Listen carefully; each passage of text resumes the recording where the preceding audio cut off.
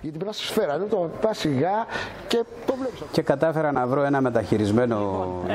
Αυτό είναι το μηχανάκι μου. Κόκκινα φεγγάρια, γκάρας, επεισόδια. Δεν μπορεί κανένα τίποτα.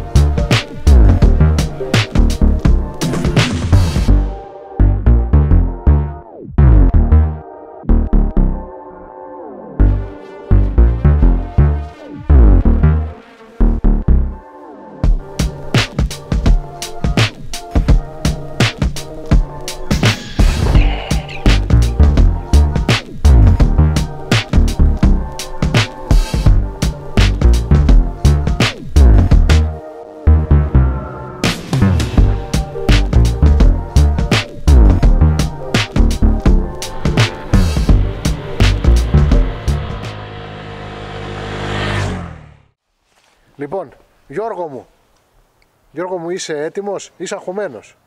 Δεν είμαι αγχωμένος. Και εσείς όταν ήσασταν αγχωμένοι, να ξέρετε, είναι καλό να μιλάτε στον Garage Episode, γιατί ο κόσμος που μας βλέπει περιμένει όχι εμένα να πω τη γνώμη μου. Εγώ θα πω αυτό είναι έτσι, αυτό είναι έτσι, αυτό είναι κοκορέτσι. Περιμένει τον ιδιοκτήτη που πλήρωσε. Δεν το πλήρωσες? Το πλήρωσα. 2.900. 2.900 που πλήρωσε 2.900. Και 3.000 μαζί με τη 100 ευρώ η ζελατίνα. 100 ευρώ με τη ζελατίνη. Περιμένει λοιπόν τον ιδιοκτήτη να πει τη γνώμη του, να πει ρε παιδί μου γιατί τα αγόρασε. Λοιπόν, Γιώργο, σε καλωσορίζω άλλη μια φορά στα κόκκινα φεγγάρια. Καλησπέρα σε όλους τους φίλους που έχεις στο YouTube. Εσύ μας καλωσορίζεις στο ξενοδοχείο που είναι κλειστό τώρα.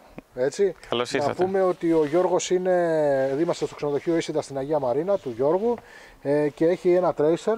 Έχει ένα Tracer. Το Tracer 900. Το έχουμε παρουσιάσει στην εκπομπή και για μεταφορικό μέσο, επειδή δεν μπορεί να κυκλοφορεί όλη μέρα με το Tracer, αγόρασε και αυτό εδώ πέρα το μηχανάκι. Δηλαδή, τι εννοώ, ότι ο Γιώργος έχει δίπλωμα μεγάλης μοτοσικλέτας. Δεν έχει πρόβλημα με τον κυβισμό. Δεν είναι δηλαδή σαν κάποιον που θέλει να οδηγήσει αυτό το μηχανάκι με δίπλωμα αυτοκινήτου. Έτσι. Λοιπόν, Γιώργο, πώς αισθάνεσαι?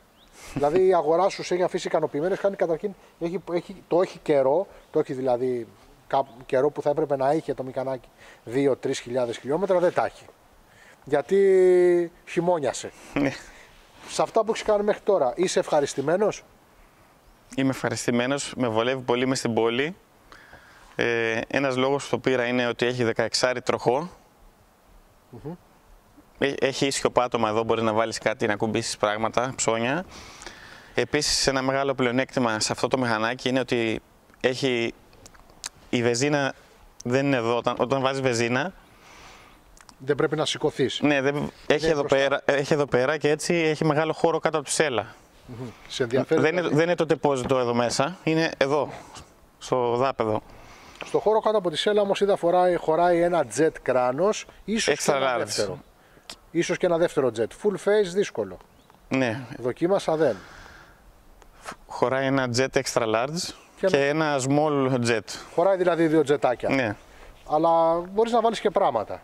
Πολλά πράγματα χωράει. Το σκούτερ είναι γεμάτο με εργαλεία από κάτω, δηλαδή ένα κινητό συνεργείο.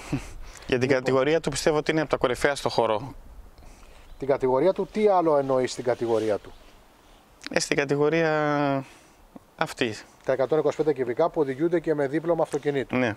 Ωραία. Λοιπόν, και για 125 έχει πολύ καλή δύναμη, είναι 12,5 άλογα έχει. Ωραία. Είναι και υδρόψυχτο. Εγώ πριν φύγω και σε αφήσω μόνο. Αχ, να, έχει και ένα USB εδώ πέρα, δεν το είχα δει εγώ. Τόσο καιρό δεν το είχα δει. Λοιπόν, μπορείς να φορτίσεις το κινητό σου. Τώρα το είδα. Λοιπόν, αυτό που θέλω να σε ρωτήσω και θέλω να πεις στον κόσμο, τι σκούτερ είχες πριν, όχι τι μηχανάκια, μόνο τα σκουτεράκια που είχες, έχεις αλλάξει. Πες μας. Άμα τα θυμάμαι. Λοιπόν, Peugeot Satellis. Ναι. Είχες μια πολύ ωραία πριμαβέρα. Vespa Primavera 150. Καινούργια, όχι παλιά. Ναι. Beverly 2.5 Injection. Vespa GT 200. Daytona τύπου Vespa. Modenas Dynamic. Super Cab 90 με μίζα. Οπότε έχεις εμπειρία. Μπορεί να μου έχει ξεφύγει κάποιο τώρα, δεν θυμάμαι. Δηλαδή δεν έχεις αλλάξει αρκετά μικρά μηχανάκια. Λοιπόν, Γιώργο, εγώ θα σε αφήσω και θα μας τα πεις εσύ καλύτερα. Εδώ είμαστε. Σχετικά άνετο το μηχανάκι. Ας ακούσουμε τον κινητήρα. Εντάξει, 125 κυβικά είναι, όμορφα. Ξεκινάμε. Να αλλάξουμε μερικές κατευθύνσεις, κάτι που το κάνουμε πολύ στην πόλη μέσα. Εντάξει, αυτό είναι κάτι που το κάνουμε εύκολα. Να δούμε τώρα τα γκάζια. Τα γκάζια τώρα, εντάξει, 125 κυβικά. Καλά είναι και τα φρένα. Εντάξει, φιλικά. Απλά πραγματάκια. Απλά. Λοιπόν, παιδιά, αγόρασα αυτό το μηχανάκι γιατί έχει μια καλή τιμή. Έχει 16 τροχό, έχει πολύ καλά φρένα ABS, στρίβει καλά. Είναι σύγχρονο, έχει ωραία φώτα. Έχει ίσιο δάπεδο που μπορείς να βάλεις πολλά αντικείμενα, να μεταφέρεις κάτι για ψώνια, ξέρω εγώ. Μπορείς να το βάλεις εδώ να κρεμάσεις μια τσάντα. Έχει USB να φορτίσεις το κινητό σου. Είναι οικονομικό. Παρότι είναι 125 κυβικά, έχει 12,5 άλογα, τραβάει πολύ καλά. Βενζίνη και Γιώργο. Όχι, είναι πολύ οικονομικό. Και το σημαντικότερο που μου αρέσει πολύ εμένα ότι έχει πολύ χώρο κάτω από τη ψέλα, γιατί έχει εδώ πέρα, παίρνει τη βενζίνη από εδώ. Είναι το τεπόζιτο εδώ κάπου. Οπότε υπάρχει χώρο στη ψέλα. Ναι, έχει χώρο γιατί λείπει το τεπόζιτο της βενζίνης. Στη σχάρα θα βάλεις το box. Δεν θα βάλω το box γιατί έχω ακούσει παράπονα ότι το μηχανάκι δεν είναι τόσο σταθερό με το μπαγκαζιέρα. Έτσι κι αλλιώς έχει πολύ χώρο κατά τη σέλα και νομίζω ότι δεν χρειάζεται. Η σταθερότητά του τώρα σε καλύπτει? Ναι, πολύ. Στα αυτοκίνητα στην πόλη μέσα πώς συμπεριφέρεται? Μέσα στην πόλη είναι ό,τι πρέπει. Μ' αρέσει πάρα πολύ. Είναι λεπτό μηχανάκι, δεν είναι... Δεν είναι... καθίζεις πίσω? Τώρα το χειμώνα όχι, το καλοκαίρι σίγουρα στην πόλη θα μας εξυπηρετήσει. Λοιπόν, και θέλω να σου κάνω μια ερώτηση, Γιώργο, πολύ σημαντική. Αυτό το μηχανάκι λόγω διπλώματος δεν απευθύνεται μόνο σε ανθρώπους σαν και εσένα που έχεις αλλάξει 15 μηχανάκια και έχεις μηχανές και το ένα και το άλλο, αλλά απευθύνεται σε ανθρώπους που οδηγάνε αυτοκίνητο. Αυτοί λοιπόν που από εκεί που οδηγάνε αυτοκίνητο θα πάνε να οδηγήσουν ένα μηχανάκι με το ίδιο δίπλωμα, θα βολευτούν ή θα δυσκολευτούν με αυτό, πιστεύεις? Δεν θα δυσκολευτούν καθόλου γιατί είναι ελαφρύ και πολύ ευκολοδήγητο μέσα στην πόλη. Θα πατήσει άνετα κάτω μια γυναίκα, ας πούμε? Ναι. Το πιστεύεις, έτσι? Ωραία. Η ευελιξία που είπες με τη ρόδα είναι εντάξει. Το τιμόνι κόβει πολύ καλά. Για κούνεις το τιμόνι να το δούμε πόσο κόβει. Ωραία. Τα φωτιστικά του σώματα, εντάξει, ανοιχτά. Ναι, έχει πολύ καλό φωτισμό, έχει ωραία οθόνη. Άμα θέλετε να τη δείτε. Εντάξει, η οθόνη θα τη δείξουμε. Ναι. Η οθόνη τώρα έχει απλές ενδείξεις, δεν έχει τίποτα ιδιαίτερο. Ψηφιακά όργανα έχει, δεν έχει αναλογικά. Η σέλα είναι μαλακή. Νομίζω θα έπρεπε να ήταν λίγο, για το συνεπιβάτη τουλάχιστον, θα έπρεπε να ήταν λίγο πιο μαλακή, αλλά εντάξει, λεπτομέρειες, αυτό αλλάζει.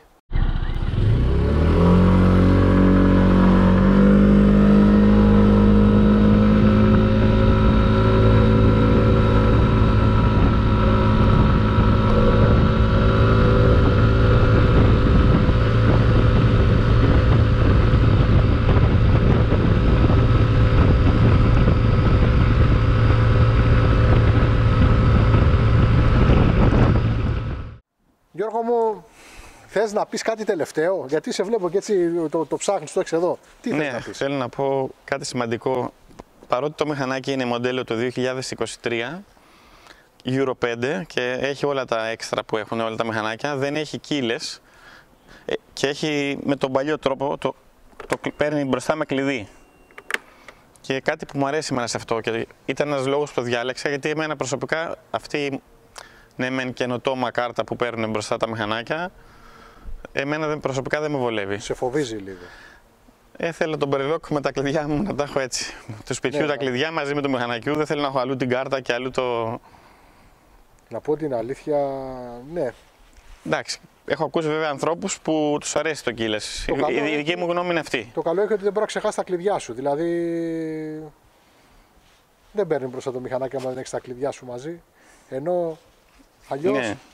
πρέπει να έχεις το κουδούνι όλο αυτό, να το έχεις, να το βγάλεις, να το βάλεις. Ο χρόνος θα το κρίνει και το keyless. Και να σου πω την αλήθεια, και εγώ δεν είμαι υπέρ. Δεν είμαι δηλαδή πολύ του keyless.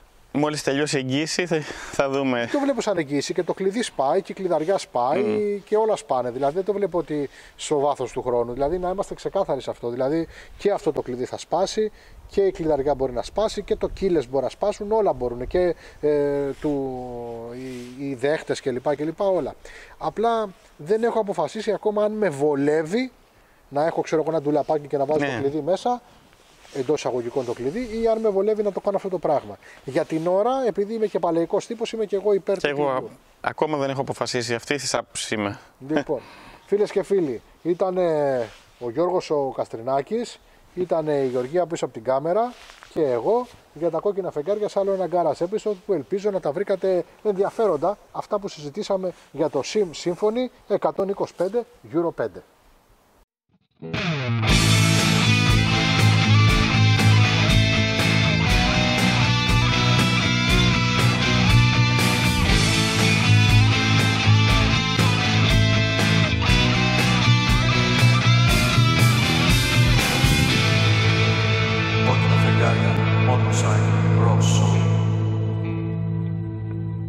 The tank is in perfect condition.